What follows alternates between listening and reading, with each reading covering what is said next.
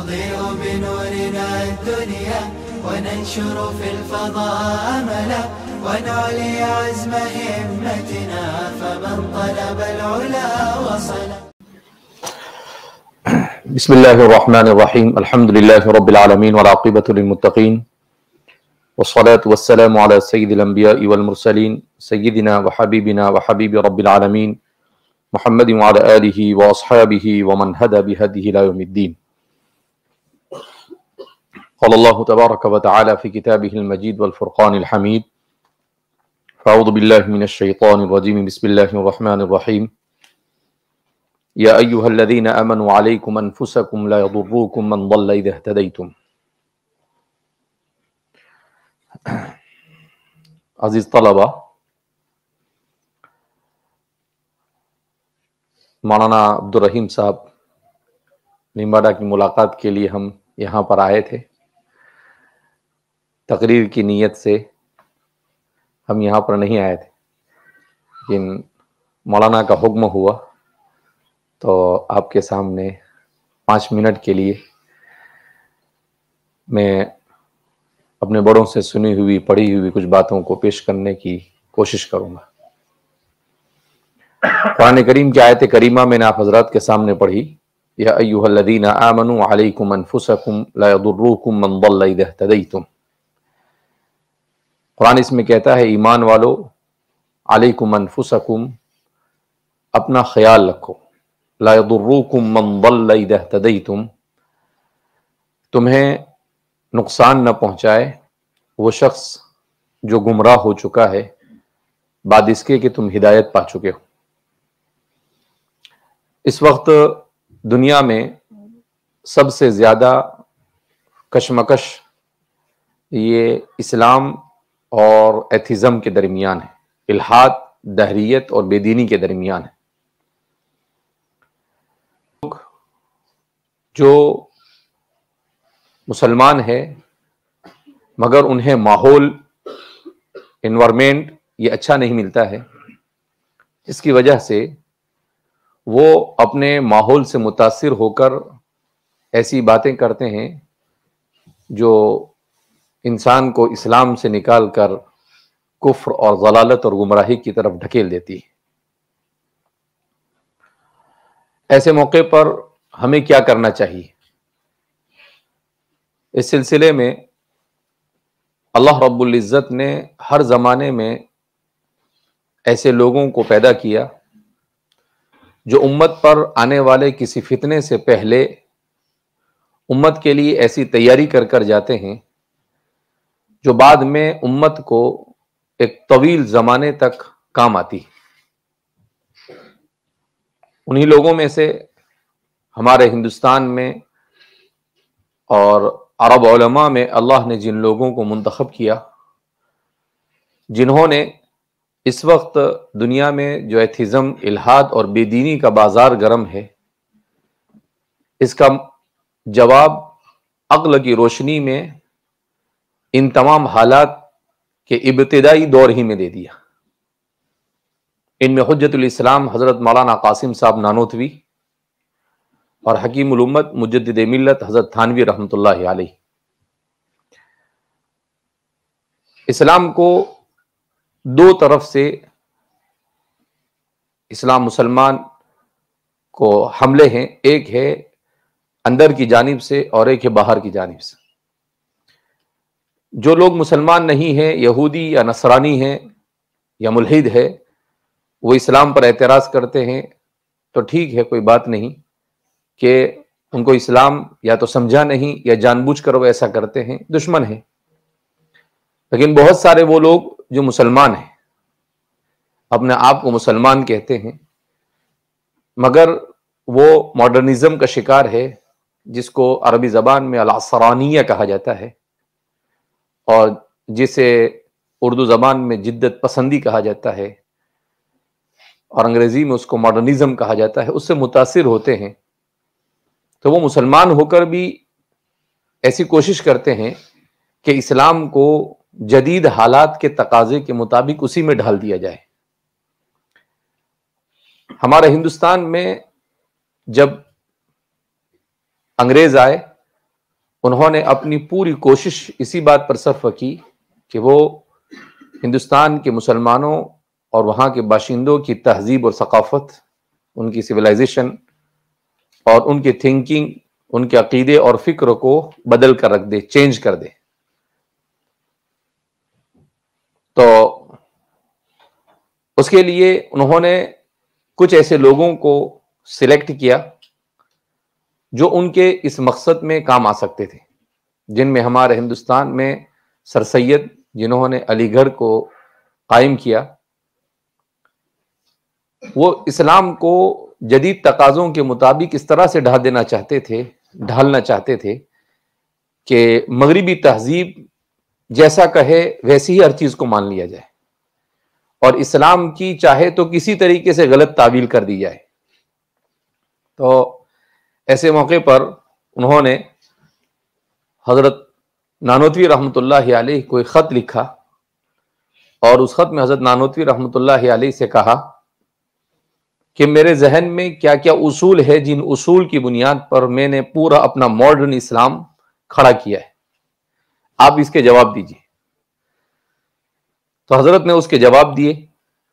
وہ تصفیۃ العقائد کے نام سے اردو میں 40 یا 50 پیج کی ایک بک تیار ہوئی۔ حضرت نے اس میں لکھا کہ مجھے معلوم ہے کہ سر سید ماننے والے نہیں ہیں، مگر میں چونکہ عالم ہوں تو میری ذمہ داری ہے کہ مجھے اس کا جواب دینا چاہیے۔ تو آپ نے اس کا جواب دیا۔ فرماتے ہیں کہ آج بھی ماڈرن ذہنیت کے ذہنوں میں وہی سوالات چلتے رہتے ہیں۔ اگر ہم ان چیزوں کو سمجھ لیتے ہیں تو ہمارے لیے اس کا سمجھنا آسان ہے۔ الحمدللہ ہمارے یہاں پر بھی انگریزی کے دعویٰ کا شعبہ ہے، اس میں تصفیۃ العقائد کا انگلش میں ٹرانسلیشن تقریباً مکمل ہو چکا ہے، اور انشاءاللہ اس کے ریویو کے لیے میں مولانا عبدالرحیم صاحب کی خدمت میں بھی بھیجوں گا تاکہ وہ اس کو دیکھ لے۔ تو ہمارے طلباء اور ہمارے عالمیت کے جو طلباء ہے، ان لوگوں کو، جو علماء ہے اس ملک میں، چونکہ یہ فتنہ سر اٹھا رہا ہے تو ضرور ان چیزوں کا مطالعہ کرنا چاہیے۔ اور دوسری کتاب جس کا حضرت تھانوی رحمۃ اللہ علیہ نے اس زمانے میں اردو میں ترجمہ کروایا تھا، اور اسلام اور سائنس کے عنوان سے وہ اردو میں شائع ہوئی، وہ اس زمانے کے شیخ الاسلام جو خلافت عثمانیہ قائم تھی، اس زمانے کے جو شیخ الاسلام تھے، ان کی رسالۃ الحمیدیہ بہت ہی اچھی کتاب ہے۔ میرے علم میں نہیں ہے کہ اس کا انگلش میں ٹرانسلیشن ہوا ہے یا نہیں۔ وہ کتاب بھی ہمارے طلباء کو ضرور پڑھنی چاہیے۔ اور تیسری کتاب حکیم الامت مجدد ملت حضرت تھانوی رحمۃ اللہ علیہ کی، جس کا انگلش میں ٹرانسلیشن ہوا ہے آنسر ٹو ماڈرنزم، کہ ماڈرن ذہن کے اندر میں کیا کیا سوالات ہے اور اس کا جواب کیا ہو سکتا ہے۔ اور ہمارے اس زمانے میں دکتور سامی العامری کر ایک جزائری عالم ہے، وہ عربی میں بڑی اچھی کتابیں لکھ رہے ہیں۔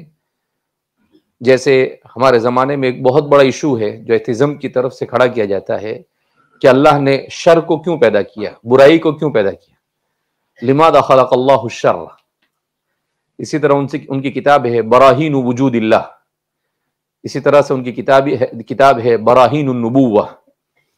تو آج کی لیٹسٹ سائنس کی روشنی میں انہوں نے ان سب چیزوں کو سمجھانے کی کوشش کی ہے، اس لیے کہ وہ امریکہ میں رہتے ہیں، تو جو نیا ریسرچ آتا ہے اسی کو سامنے رکھ کر انہوں نے سمجھانے کی کوشش کی ہے۔ تو اب ہمارے جو نئے فضلاء ہیں ان لوگوں کو اس کی طرف متوجہ ہونے کی ضرورت ہے کہ ان چیزوں کو بڑی گہرائی کے ساتھ پڑھے، تاکہ اگر وہ کالج یا یونیورسٹی پڑھتے ہیں تو وہ آج کے حالات کے اعتبار سے ان چیزوں سے متاثر نہ ہو۔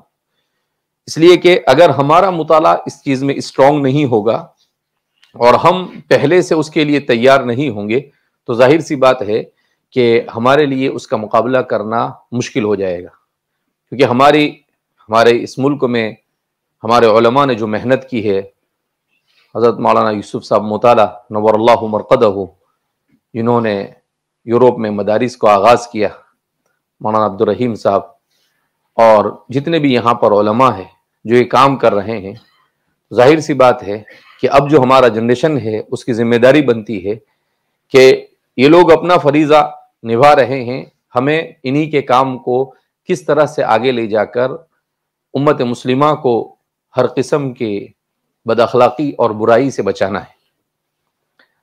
بہرحال اللہ رب العزت ہمارے یہاں پر جمع ہونے کو قبول فرمائے اور ہمارے اس ادارے کو اللہ ترقیات سے مالا مال فرمائے، اور اس ملک میں جو ایک زمانے میں پوری دنیا پر جس کی حکمرانی تھی اور جہاں سے پوری دنیا کی تہذیب اور پوری دنیا کی ثقافت کو چینج کرنے کی کوشش کی گئی تھی، بہرحال آج مسلمان یہاں آ کر اپنا اثر و رسوخ قائم کر رہا ہے۔